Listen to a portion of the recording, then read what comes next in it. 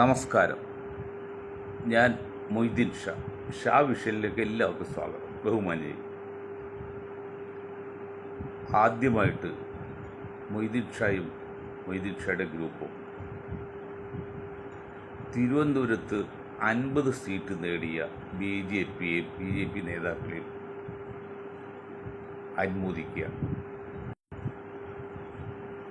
ഇല്ലായ്മയിൽ നിന്നാണ് 50 സീറ്റ് നേടിയത്. മറ്റൊന്ന്, വീഴ്ചയിൽ നിന്ന് സ്വയം എഴുന്നേറ്റിരിക്കുന്ന UDF നേതാക്കളെയും പ്രവർത്തകരെയാണ്.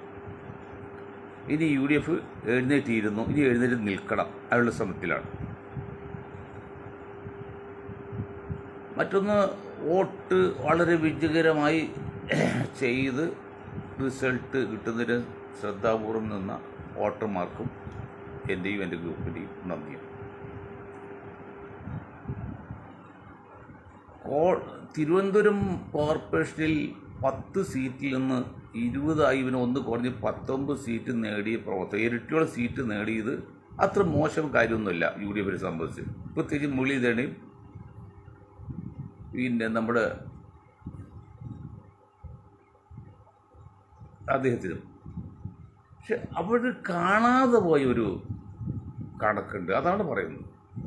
അത് ഗ്രാമത്തിൽ ഒരു ചക്ക കുറച്ച് ഭാഗം മുറിച്ചെടുത്തിട്ട് അതിനൊപ്പിച്ച് ഒരു തോത് ഉണ്ടാക്കി, ഇല്ലിയുടെ കണ കൊണ്ട് ഉണ്ടാക്കിയിട്ട് ആ തോത് കൃത്യം മുറിച്ച് വെച്ചിട്ട് അവിടെ വച്ച് ഇദ്ദേഹം പോയി. തിരിച്ചു വന്ന് നോക്കിയപ്പോൾ തോത് വെച്ച് നോക്കിയപ്പോൾ കൃത്യമാണ്, പക്ഷെ കമ്മതിക്ക് കുറവ് എന്ന് പറഞ്ഞാൽ വേറൊരുത്തൻ ആ തോതിനനുസരിച്ച് മുറിച്ചിട്ട് തോത് അതുപോലെ മുറിച്ച് വെച്ച്. അപ്പോൾ തോത് വെക്കും, പക്ഷെ കമ്മതി കുറവെന്ന് അന്ന് ആശാരി പറഞ്ഞ പോലെ 51 സീറ്റ് കിട്ടി ജയിക്കേണ്ട തിരുവനന്തപുരം പട്ടണത്തിൽ കോൺഗ്രസ്സുകാർ, മുരളീധരൻ സാറ്, മറ്റ് നേതാക്കളെ, നിങ്ങൾ ഈ 41 സീറ്റ്, അത് നിലവിലുള്ള 10 സീറ്റ് നിലനിർത്തുകയും ബാക്കി 41 സീറ്റ് പിടിക്കുകയും ചെയ്യണം. അതെങ്ങനെ സാധിക്കുമായിരുന്നു? ആർക്കാണ് അറിയാൻ പാടുള്ളത്? സാമാന്യ ബുദ്ധിയുള്ള ഏത് നേതാവിനും ഒരു പൊട്ടിന് പോലും അറിയാം അത് ഇമ്പോസിബിളാണ്. 10 പകരം 19 സീറ്റ് പിടിച്ച് തെറ്റൊന്നുമല്ല, ഇരട്ടി സീറ്റാണ്, അതൊക്കെ വലിയ നേട്ടം തന്നെയാണ്. എങ്കിലും നിരാശപ്പെടാനില്ല. നിങ്ങളിപ്പോൾ വീടിനടുത്ത് എഴുന്നേറ്റ് ഇരുന്ന് കഴിഞ്ഞ് ഇനി എഴുതി നിൽക്കാം, ഞങ്ങൾ ഉൾപ്പെടെ എഴുതി നിൽക്കാനുള്ള സപ്പോർട്ടിലാണ്. പിന്നെ കമ്മ്യൂണിസ്റ്റ് പാർട്ടിയെ സംബന്ധിച്ച് അത് നിലാവില്ലെന്ന് കരുതിയോ നിലാവ് ഉണ്ടെന്ന് കരുതിയോ ഒരു പഴഞ്ചൊല്ലുണ്ട്, അത് ഒരു കൺഫ്യൂഷൻ പെടും. നേരെ വെളുക്കളും കക്കയെന്ന് പറഞ്ഞ പോലെയാണ്. പബ്ലിക്കിനെ ചെയ്യാവുന്ന ദ്രോഹങ്ങൾ മുഴുവനും ചെയ്യാണ്. ആ അഹങ്കാരത്തെയും ധിക്കാരത്തിൻ്റെയും അറിവില്ലായ്മയുടെയും കൂടി. അറിവില്ലായ്മയും അഹങ്കാരം, പിന്നെ ആ വ്യക്തി, ആ പ്രസ്ഥാനം നശിക്കാൻ ഒരു പ്രയാസമില്ല. ഏതുപോലെ എന്നറിയോ, സഖാക്കളിൽ നിന്ന് മനസ്സിലാക്കണം. അതായത് ചെന്നൈ കോർപ്പറേഷനിൽ ഒരു ദളിത് സ്ത്രീയെ അവിടുത്തെ മേയറാക്കാൻ സ്റ്റാലിൻ ശ്രമിച്ചു, മേയറാക്കി. എടോ, 4ാമത് പ്രാവശ്യം ജയിച്ച ഒരു തലയിൽ തട്ടിട്ട് സ്ത്രീയിലെടോ സഖാവ് നിങ്ങളുടെ ആ സ്ത്രീക്ക് അവസരം കൊടുക്കാതെ നിങ്ങൾ ഇന്നലെ വന്ന ആര്യക്ക് ആ സ്ഥാനം കൊടുത്തപ്പോൾ നിങ്ങൾ നശിക്കാൻ വേണ്ടി ചെയ്താണുള്ള വല്ല സംശയമുണ്ടോ? എടോ, ജനങ്ങളെ എല്ലാം അറിയുന്നതാണ്. ജനങ്ങൾ മണ്ടന്മാരല്ല, അവർ ബുദ്ധിയുള്ളവരാണ്. പ്രത്യേകിച്ച് അടിയന്തരാവസ്ഥ കാലത്ത് ശേഷം ഇലക്ഷൻ വന്നപ്പോൾ ബീഹാർ പോലെയുള്ള അക്ഷാഭ്യാസമില്ലാത്ത പട്ടി പാവങ്ങളാണ് ഇതിനകത്ത് താഴെ ഇറക്കിയത്. അല്ല ഇവിടുത്തെ RSSോ BJPയോ കോൺഗ്രസോ കമ്മ്യൂണിസ്റ്റോ ഒന്നുമില്ല. ആ പട്ടി പാവങ്ങളാണ്, അവർക്ക് മനുഷ്യത്വമുണ്ട്. അതുപോലെ കേരളത്തിൽ വോട്ടർമാർ എല്ലാം മനസ്സിലാക്കുന്ന ശബ്ദമായിട്ടിത്. നിങ്ങളുടെ ദാഷ്ട്യം ആകാരവും അന്ന് ഞങ്ങൾ പറഞ്ഞു കമ്മ്യൂണിസ്റ്റ് പാർട്ടിയോട്. ഞാൻ കമ്മ്യൂണിസ്റ്റ് പാർട്ടി LDF നിലനിൽക്കണം എന്ന് തന്നെയാണ് ഞങ്ങളുടെ പ്രതീക്ഷ. അതിൻ്റെ കളിക്കാണ് കളിക്കുന്നത്. ആ കളി ഇപ്പോൾ ഏതാണ്ട് ശരിയാണ്. ഈ നിലക്ക് പോകണം, LDF നിലനിൽക്കും, UDF അധികാരത്തിൽ വരും. പക്ഷെ അത് ക്ലിയർ ആയിട്ടില്ല, അതിനോടൊന്നുകൂടി ശ്രമമുണ്ട്. പക്ഷേ EMS അന്ന് ഹിന്ദു കാർഡ് കളിച്ച് 87 ശരീരത്തിൽ കൊടുത്തിട്ട് ഓൾ ഇന്ത്യ ലീഗിനെ പുറത്തു വിട്ട് ഹിന്ദു കാർഡ് കളിച്ച് അതിൽ വിജയിച്ചു. അന്ന് ഞാൻ പിണറായി സഖാവിനോടും വേക്കേഷനിൽ റിസർച്ച് വിങ്ങിനോടും പറഞ്ഞ് 87 2025 അന്ന് BJP 3-4% വോട്ടാട്ടേ ഉള്ളൂ. അപ്പോൾ ഹിന്ദുക്കാർ കളിച്ച് ഒരുപക്ഷെ വിജയിക്കും. ഇന്ന് BJP 30%, 20% വോട്ടിൽ കൂടുതലായി. എന്നാൽ ഏതാണ്ട് ഇപ്പോൾ തുല്യമായിട്ട് നിൽക്കുകയാണ്. അപ്പോൾ നിങ്ങളുടെ ആ കാർഡ് വിജയിക്കില്ല. അത് EMS അല്ല പിണറായി സഖാവ്. EMS എന്തൊക്കെ പറഞ്ഞാലും അയാൾ താത്വിക ആചാര്യൻ്റെ ബുദ്ധിരാഷ്ട്രമാണ്, കുറ്റം പറയാൻ പറ്റില്ല. അതിന് അയൽക്കൊലത്തോലും ഇന്നത്തെ ഒരു കമ്മ്യൂണിസ്റ്റ് നേതാവ് പറ്റില്ല, പിണറായി മാത്രമല്ല, നടക്കില്ല. മറ്റൊന്നും കൂടി മൊയ്തീൻ ഷാ പറഞ്ഞോ, എന്താ പറഞ്ഞത്? ഒരു നാഴി മറ്റൊരു നാഴിലേക്ക് ഇറക്കാൻ പോവാണ്. അപ്പോൾ അടിയിലത്തെ നാഴി ശക്തമല്ലെങ്കിൽ മുകളിലത്തെ നാഴി ഇറങ്ങും, അടിയിലത്തെ പൊട്ടും. അടിയിലത്തെ ശക്തമാണെങ്കിൽ മുകളിലത്തെ പൊട്ടും. ഇപ്പോൾ മുകളിലത്തെ പൊട്ടി, CPM നാഴി പൊട്ടി, BJP നാഴി ജയിച്ചു. മനസ്സിലാകുന്നുണ്ടോ? ഇനിയുണ്ട് വിഷയം. കോൺഗ്രസ്സുകാർക്കും പിന്നെ കമ്മ്യൂണിസ്റ്റ് പാർട്ടിയും മനസ്സിലാക്കേണ്ട കാര്യമുണ്ട്. ശശി തരൂർ മനസ്സിലാക്കണം. അതായത് ഉപ്പുള്ളപ്പോൾ ഉപ്പിലിട്ട് ആവശ്യമുണ്ടോ? ഉപ്പിലിട്ട് ആവശ്യമൊന്നുമല്ല, ഉപ്പിലിട്ട് ആരും സ്വീകരിക്കുമോ? അപ്പോൾ ഹിന്ദു കാർഡ് കളിച്ചു നമ്മുടെ കോൺഗ്രസ്. അത് മൃദു ഹിന്ദുത്വം കളിച്ച് രക്ഷയില്ല. ഇപ്പം മൃദു ഹിന്ദുത്വം കളിച്ച ഇപ്പോൾ കോൺഗ്രസിനെ തോൽപ്പിക്കാൻ വേണ്ടി കമ്മ്യൂണിസ്റ്റ് പാർട്ടി തീവ്ര ഹിന്ദുത്വം കളിച്ചു. അവിടെയാണ് കമ്മ്യൂണിസ്റ്റ് പാർട്ടി ഞാൻ ചോദിക്കുന്നത്, ഇവിടെ ഉപ്പുള്ളപ്പോൾ ഉപ്പിലിട്ട ആവശ്യമില്ല. നിങ്ങൾ ഉപ്പിലിട്ടായി പോയി. ഉപ്പ് ഇവിടെ BJP ആണ്. അവർ തീവ്രവാദം, അവർ ശക്തമായ വർഗീയതയാണ്. അപ്പോൾ അത് വിജയിച്ചില്ല. ഇനി വേറൊരു കാര്യം കൊണ്ടുണ്ട്, അത് മനസ്സിലാക്കാൻ കമ്മ്യൂണിസ്റ്റ് പാർട്ടി കോൺഗ്രസ് മനസ്സിലാക്കണം.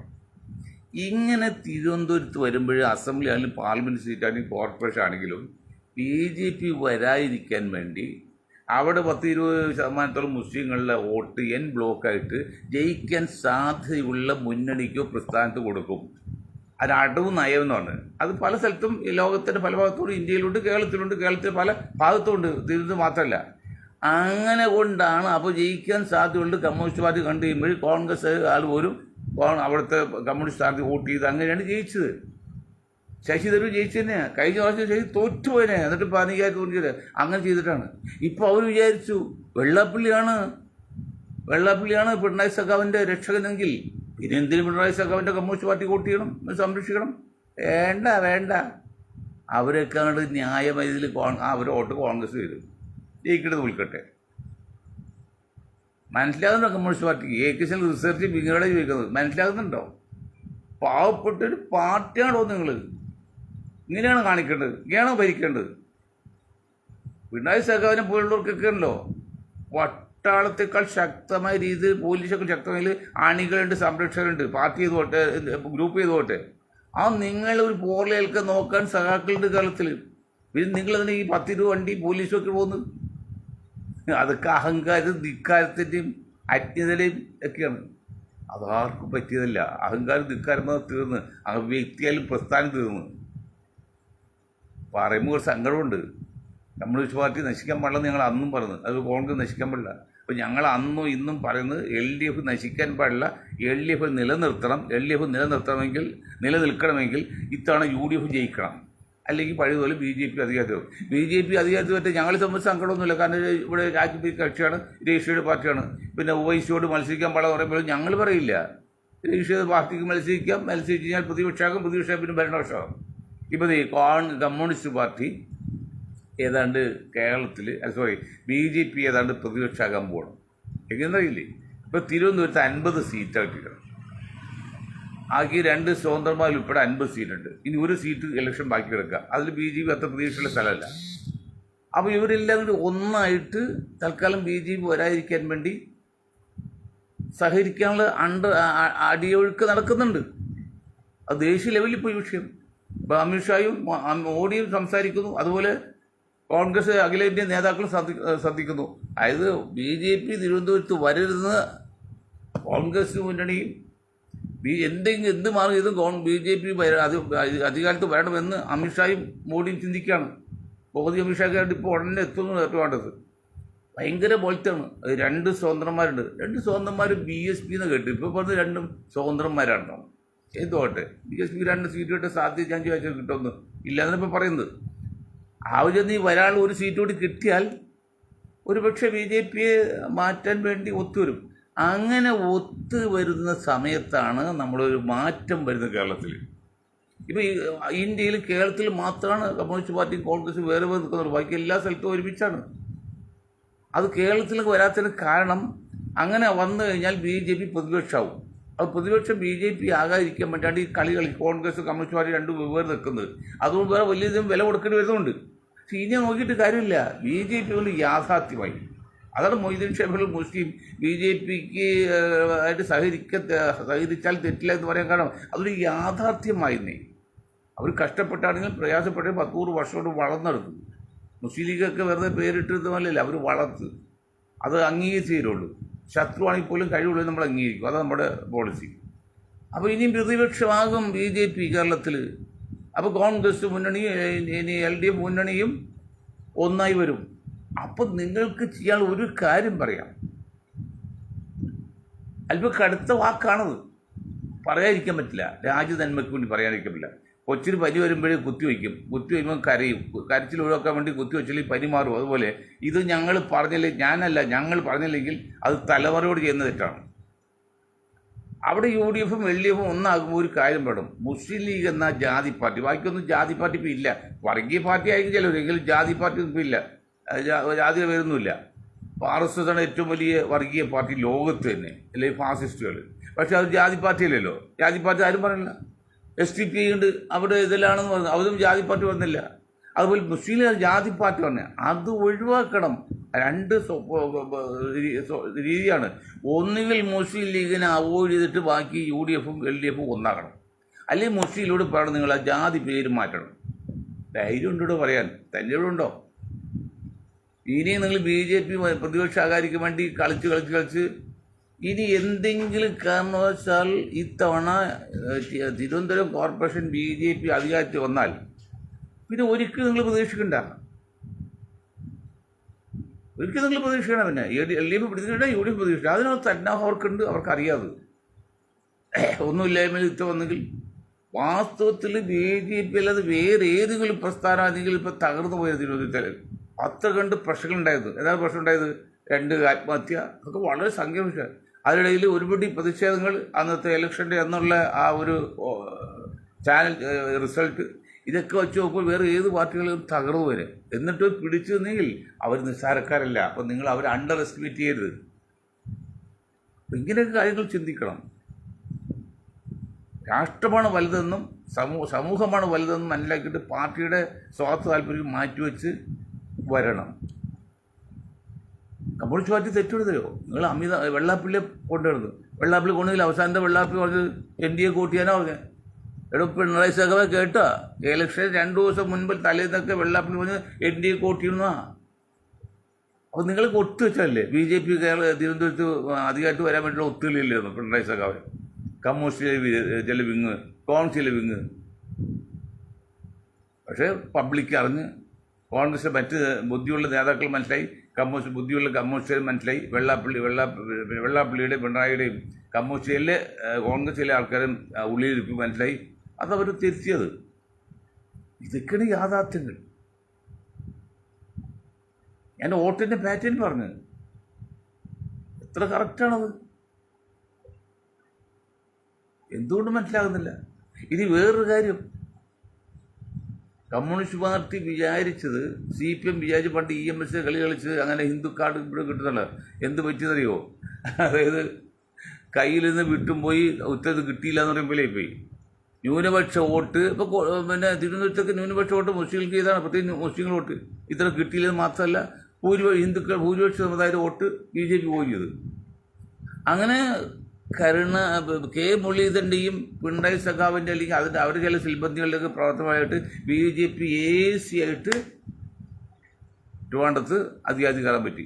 അന്ന് ഞാൻ മുരളീധരനോട് പറഞ്ഞു, മുരളീധരൻ്റെ കണക്കുകളിലൊക്കെ ശരിയായിരുന്നു. പക്ഷേ ഈ ആശാരി പറഞ്ഞ പോലെയാണ്, കമ്മതിക്ക് തെറ്റായിപ്പോയി. തോത് വെക്കും, പക്ഷെ കമ്മതി വെക്കില്ല. 10 സീറ്റുള്ള UDF എങ്ങനെ 40 സീറ്റ് 10 സീറ്റ് നിലനിർത്തുകയും ചെയ്യണം.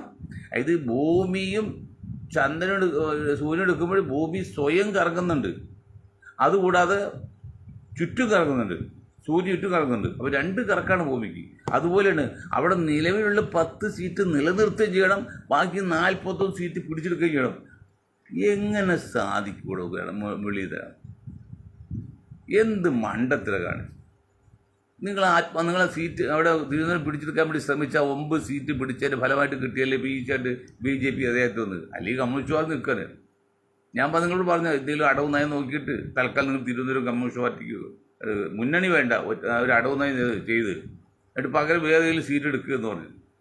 അതും ചെയ്തില്ല. തിരുവനന്തപുരം BJPക്ക് എന്തെങ്കിലും കാരണവശാൽ തിരുവനന്തപുരം പട്ടണം പിടിക്കാൻ പറ്റിയെങ്കിൽ പിന്നെ നിങ്ങൾ LDF UDF പിന്നെ ചിന്തിക്കണ്ട.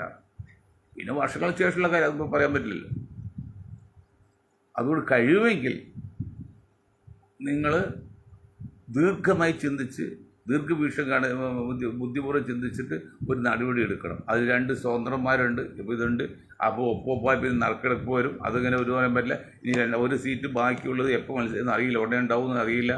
ഉടനെ ഉണ്ടാകാൻ സാധ്യതയുണ്ടോ? ഉണ്ടെങ്കിൽ അതിൽ BJP വലിയ പ്രതീക്ഷയില്ലാത്തതാണ്. ഇങ്ങനെ വന്നതിലേക്ക് 2 കൂട്ടം ശ്രമിക്കും. BJPക്ക് വേണമെന്നുള്ളത് തറമായിട്ട് ചെയ്യാൻ നോക്കും. BJP ആക്കാതിരിക്കുക തറമായിട്ട് 2 തറം കൂടും. ഏത് തറാണെന്ന് വിജയിക്കാൻ നോക്കുകയോ. അങ്ങനെ ഒരുപാട് പരിപാടിയൊക്കെ ഉണ്ട്. അപ്പോൾ കോൺഗ്രസ്സുകാരും കമ്മ്യൂണിസ്റ്റുകാരും മനസ്സിലാക്കേണ്ട കാര്യം, ഈ 40% വരുന്ന, അപ്പോൾ BJP പറയുന്ന 40% വരുന്ന മുസ്ലിം സമുദായത്തിൻ്റെ വോട്ട് ഇത്തവണ LDFന് ഞങ്ങൾ പറഞ്ഞില്ല, നിരീശ്വരവാദികളായ മുസ്ലിം നാമധാരികളുടെ മാത്രം കിട്ടും. അത് ഏതായാലും 3% മാക്സിമം 3%, അല്ലെങ്കിൽ 12% കിട്ടിക്കൊണ്ടിരുന്നതാണ്. 9% വോട്ടാണ് മുസ്ലിങ്ങളുടെ വോട്ട് LDFിൽ നിന്ന് നഷ്ടപ്പെട്ടത്. ആ 9% നഷ്ടപ്പെട്ട ഫലമാണ് ഇപ്പോൾ കാണുന്നത്. അല്ല, നിങ്ങൾ പറയുന്ന രീതിയിലില്ല. അട്ടർലി ഫെയിലിയർ ആയിപ്പോയില്ല, അട്ടർലി ഫെയിലിയർ. ഇനിയെങ്കിലും മനസ്സിലാക്കുക, കാര്യങ്ങളെ മനസ്സിലാക്കണം, തെറ്റുകുറ്റങ്ങൾ തിരിച്ചണം. മുസ്ലിം സമുദായത്തെ വാക്കോർന്നുള്ള ഈസിയാക്കി പ്രഖ്യാപിച്ചാൽ ഒരാൾക്ക് ഒരു വോട്ടേ ഉള്ളൂ എങ്കിൽ അതത്ര ഈസിയല്ല. മറിച്ച് ബീഹാർ നടത്തിയെന്ന് പറഞ്ഞ് നിങ്ങൾ പറയുന്നത് തട്ടിപ്പെന്ന് കണ്ടിട്ടുണ്ടെങ്കിൽ ഓക്കെ, അത് വിഷയമല്ല. അതൊക്കെ ഉണ്ടോ ഇല്ലെന്ന് ഞങ്ങളിപ്പോൾ തർപ്പിച്ച് പറയുന്നില്ല. കാരണം ഞാൻ സ്റ്റഡിയുടെ അല്ല, സ്റ്റഡി ചെയ്ത് ബോധ്യത്തെ കാര്യം നമ്മൾ പറയില്ല. അപ്പോൾ കമ്മ്യൂണിസ്റ്റ് പാർട്ടി തമ്മിൽ 4 പ്രാവശ്യം 4ാമത് പ്രാവശ്യം ജയിച്ച് തലയിൽ തൂട്ടിയിട്ട് സ്ത്രീയുടേത് 10-40 വയസ്സുള്ള പാകതയുള്ള വിദ്യാഭ്യാസമുള്ള കമ്മ്യൂണിസ്റ്റ് ജനിച്ച് കമ്മ്യൂണിസ്റ്റ് തന്നെ വളർന്നിരിക്കുന്നത്. ആ സ്ത്രീ മുസ്ലിമാരോട് മാത്രം നിങ്ങൾ കൊടുത്തില്ല. അതേ സ്ഥാനത്ത് സ്റ്റാൻലി എന്ത് ചെയ്ത് ആ ദളിത് സ്ത്രീക്ക് ചെന്നൈ പോലെയുള്ള തിരുവനന്തപുരക്കാർക്ക് ഇത്ര വലിയ പട്ടണം ചെന്നൈയിൽ മേയറായിട്ട് വെച്ചില്ലേ? കണ്ട് പഠിക്കണോ? അതൊക്കെ കണ്ട് കൊതി തോന്നുകൾ. കമ്മ്യൂണിസ്റ്റ് പാർട്ടി കൊതി തോന്നും, കേസിൽ റിസർച്ച് കൊതി തോന്നുന്നു. മനസ്സിലാക്കും. എന്നിട്ട് രാജേന്ദ്രൻ ആ പുതുമുഖത്തെ കൊണ്ടുവച്ച് ഇത് ഏറ്റവും വലിയ കാര്യം, 5 വർഷം ഭരിച്ച ഒരു മേയർ അവിടെ ഇലക്ഷൻ പ്രചരണത്തിൽ മത്സരിച്ചില്ല, പോട്ട് വയ്ക്കുക. ഇലക്ഷൻ പ്രചരണത്തിൽ വന്നിരുന്നില്ല, അവർ അണ്ടർഗ്രൗണ്ടിലാക്കി സ്ഥലം മാറ്റി കൂട്ടിയിട്ട്. ഇതൊക്കെ ജനങ്ങൾ കണ്ടുകൊണ്ടിരിക്കല്ലേ. അതിൽ മണിയുടെ പ്രസ്താവന, മണിയുടെ പ്രസ്താവന, മണിയൊന്നും വിദ്യാഭ്യാസമല്ല വിവരമില്ല, അത് വേറെ ശരിയാണ്, നാടൻ സ്വഭാവമല്ലേ. എന്നാണല്ലോ കിറ്റ് കൊടുത്തിട്ട് ഞങ്ങൾ വോട്ട് ചെയ്യാത്ത തെണ്ടികളാണ്. ഇവിടെ കിറ്റ് കൊടുത്ത് നമ്മുടെ വീട്ടിൽ കൊണ്ടുവന്നാണോ? നിങ്ങളെ വീട്ടിൽ കൊണ്ടുവന്നാണോ? സർക്കാർ വീട്ടിൽ കൊണ്ടുവന്നാണോ? നമ്മുടെ കയ്യിലാവിൽ പണമല്ലേ? അങ്ങനെ ഇരുട്ടുകൊണ്ട് വോട്ട് എടുക്കാമെന്ന് വിചാരിക്കരുത്. ഈസി വാക്കോറൊന്നുമല്ല. ജനങ്ങൾ നിങ്ങളെക്കാൾ ചിന്തകരം ബുദ്ധിമാനാണ്. അവർ പട്ടിണിക്കാരായിരിക്കാം, ബെൻസുകാരിലായിരിക്കാം, വലിയ വിദ്യാഭ്യാസത്തിലായിരിക്കാം. എങ്കിൽ അറിവ് മാത്രം തിരിച്ചറിയുന്നത് മനസ്സിലാക്കണം. ആരെയും കൊച്ചായി കണക്കാക്കരുത്. ഇനി അവസരം ഇത്തവണ നിങ്ങൾ സമാധാനം ഈ LDF നിലനിൽക്കാൻ നോക്ക്. LDF നിലനിൽക്കാൻ നോക്കണമെങ്കിൽ കുറുക്ക് വഴിയൊക്കെ മാറ്റി ഇത്തരം ഫലത്തിൽ വരാതിരിക്കാനല്ലോ. നിങ്ങൾ നിലനിൽക്കണമെങ്കിൽ തൽക്കാലം UDF വരട്ടെ. അല്ല, നിങ്ങൾ UDF വരാതിരിക്കാൻ നിങ്ങൾ ശ്രമിച്ചാൽ ഒരു പക്ഷേ BJPക്ക് അതും തിരുവനന്തപുരം പട്ടണത്തെ പോലെ അതും BJPക്ക് സാധ്യത വന്നേക്കാം. അങ്ങനെ കേരളം കൂടി BJP കൊടുക്കാൻ നിങ്ങൾ തീരുമാനിക്കുകയാണെങ്കിൽ ഇപ്പം നിങ്ങൾ നിങ്ങളുടെ പാടായി, ഞങ്ങൾക്ക് പ്രശ്നമൊന്നുമില്ല. പിന്നെ BJP വരില്ലേ, RS വരില്ലേ എന്ന് പറഞ്ഞ് പേടിപ്പിച്ച് മുസ്ലിം സമുദായത്തെ വരട്ടിയിട്ടൊന്നും കാര്യമില്ല. അവരതിൻ്റെ തലക്ക് മീതെ വെള്ളം വന്ന് അതുക്ക് മീതെ തോണി നിർമ്മില്ലേ, അതിനപ്പുറത്ത് അവർ കാണാൻ ബുദ്ധി കഴിവുള്ള നേതാക്കൾ ഇന്ന് കേരളത്തിലുണ്ട്, ഇന്ത്യയിലുണ്ട്. അതും ഒരു എളുപ്പവഴിയല്ല. അതുകൊണ്ട് കാര്യങ്ങൾ വളരെ വ്യക്തമായിട്ട് മുന്നോട്ട് പോകണമെന്ന് പറയണം. ഇനി ഒരു കാര്യം കൂടി ഞാൻ നിർത്താം. അതല്പം കമ്മ്യൂണലാണ്. ഇല്ലിക്കൽ ഒരു കുരിശ് വന്നു. മുനമ്പത്ത് ഒരു ക്രിസ്ത്യൻ സ്ഥാനാർത്ഥി ജയിച്ചു, BJPയുടെ NDAയിൽ. ഈ ഇല്ലിക്കലിലെ കുരിശ് വന്നത് ഇലക്ഷന് 2-3 ദിവസം മുമ്പാണ് കുരിശ് വന്നത്. കേന്ദ്ര ഗവൺമെൻറ് സ്റ്റേറ്റ് ഗവൺമെൻറ്റും ഞങ്ങൾക്ക് കിട്ടുന്ന റിപ്പോർട്ടാണ്. ഇത് മാത്രം ശരിയെന്നറിയില്ല. വോട്ട് കച്ചവടത്തിൻ്റെ പേരിൽ അവർക്ക് ചെയ്ത ഒരു പാരിതോഷികമാണ് കുരിശ് സ്ഥാപിച്ചതെന്നാണ് പുറത്ത് ചില കിംവദന്തി, ചില മുറുമുറുപ്പൊക്കെ. അല്ല എന്തുമാത്രം ശരിയെന്ന് നമുക്കറിയില്ല, പുറത്ത് കേൾക്കുന്നതാണ്.